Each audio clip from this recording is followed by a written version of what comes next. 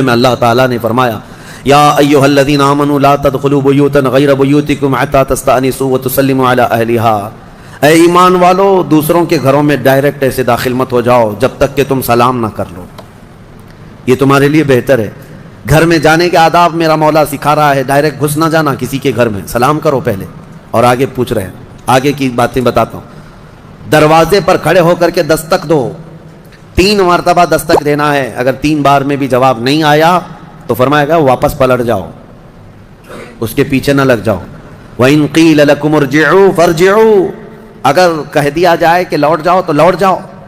اور لوٹ جانے کے لیے کچھ جگہ پر کہا جاتا ہے اور کچھ جگہ اشارے مل جاتے ہیں۔ جواب نہیں آ رہا ہے گھر کے اندر سے تو وہاں سے نکل جانا چاہیے۔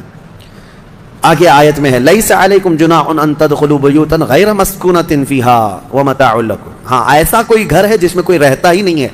تو اس گھر میں ایسی بغیر کسی کو سلام کیے ایسی داخل ہو گئے تو اللہ فرما رہا ہے کوئی گناہ نہیں ہے، تمہارا سامان رکھا ہوا ہے کسی گھر میں لیکن رہنے والے کوئی نہیں ہے۔ یہاں پر یہ احکام متفرع ہوتے ہیں، تمہارا ہی گھر ہے، تم نے کسی کو کرائے سے دے رکھا ہے، تب بھی تمہیں اس گھر میں جانے کی اجازت نہیں جب تک کہ کرایہ دار رہ رہے ہیں۔ باہر سے سلام کرو، اور سلام کرنے کے اہل نہیں ہیں تو دستک دو، ضروری نہیں ہے کہ صرف سلام کے ذریعے ہی سے لوگوں کو پہچانا جائے، سلام کے اگر اہل نہیں ہیں وہ لوگ جو رہ رہے ہیں تو دستک دو، اس لیے کہ کون کس حالت میں بیٹھا ہوا ہے یا بیٹھی ہوئے تمہیں اندازہ نہیں۔ یہاں تک کہ حکم یہ ہے کہ دروازے پر دستک دے کر کے دروازے کے بالکل سامنے کھڑا ہونا بھی یہ درست نہیں، بلکہ فرمایا گیا دائیں جانب ہو جاؤ یا بائیں جانب ہو جاؤ، اس لیے کہ اگر کوئی خاتون دروازہ کھولے تو تمہارا آمنا سامنا نہ ہو جائے، یہ اسلام ہے۔ اور آگے اس کے فوراً آیت آتی ہے اے محبوب آپ فرما دیں مومنین سے یغضوا من ابصارہم ویحفظوا فروجہم، اپنی آنکھیں نیچی رکھیں، اپنی شرمگاہوں کی حفاظت کریں۔ زنا کی ابتدا آنکھوں سے شروع ہوتی ہے، آنکھوں سے ہوتی ہے، اور اللہ تعالیٰ نے وہیں پر بند باندھ دیا، نہ تمہاری آنکھیں بہکیں نہ تمہارے باقی کے اعضاء بہکیں، تم اپنی آنکھوں کی حفاظت کرو۔ نہ دیکھا ہوتا تو جسم کے اندر جذبات نہیں آتے، جسم کے اندر یہ خواہشات نہیں آتے، یہ فواہشات نہیں آتے، اسی لیے فرمایا گیا النظرۃ سہم من سہام الشیطان، نظر جو ہے شیطان کے تیروں میں سے ایک تیر ہے، چاہے عورت تمہیں دیکھ رہی ہو یا تم عورت کو دیکھ رہے ہو، یہ نظر جو ہے شیطان کا تیر ہے۔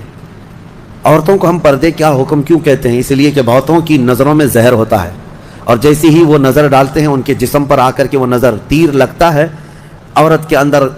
وہ بری نظر کے اثرات پیدا ہو کر کے بری خواہشات پیدا ہو جاتے ہیں، اسی لیے عورتوں کو کہا گیا کہ وہ اپنی حفاظت کریں، پردے میں رہیں۔ مرد حضرات کے لیے بھی حکم ہے کہ وہ اپنی آنکھیں نیچی رکھیں، تم نے اگر آنکھوں کو آوارہ چھوڑ دیا تو یہ آنکھیں تمہیں زنا تک لے جائیں گی۔ یہاں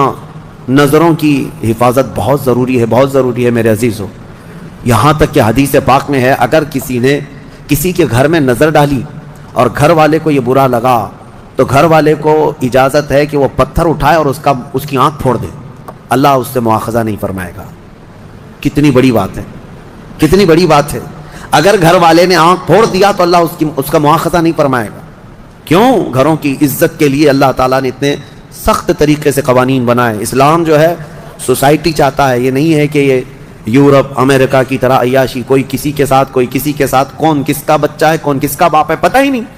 اسلام میں نسب اور نسل کا بہت زیادہ اہتمام ہے، بہت زیادہ اہتمام ہے۔ جن 5 چیزوں کی حفاظت فرض ہے ہر مسلمان پر، اس میں نسب کی حفاظت بھی فرض ہے۔